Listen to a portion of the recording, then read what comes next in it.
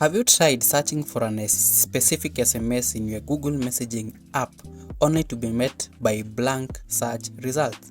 Now you start wondering, what is the use of this search bar or even this search icon in your Google messaging app? Now I'll tell you why that happens. It's because you are applying the wrong settings in your Google messaging app. Okay, and in this video I'm going to show you how to properly apply the right settings so that you can find the needle in the huge stack of hay. What I mean is, you are searching for the specific SMS message in your whole list of messages that are in your phone.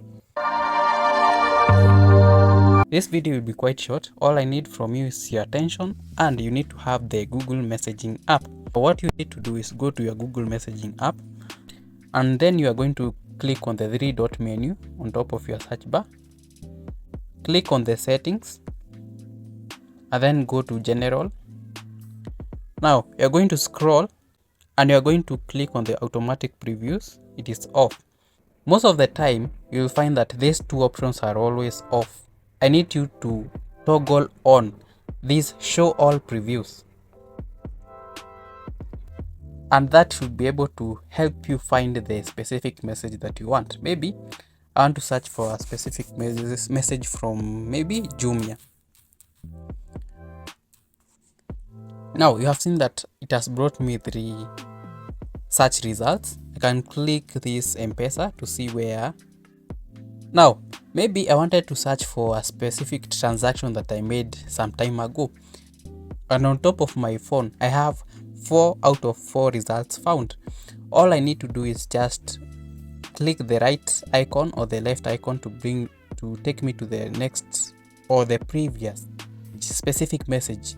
So I can click the right and then it will take me to this. You can see that me to a message that was sent almost on 28th of September on 2024. Or I can go to the next results. Maybe that is what I'm not looking for. You can see that this is from 2024 again.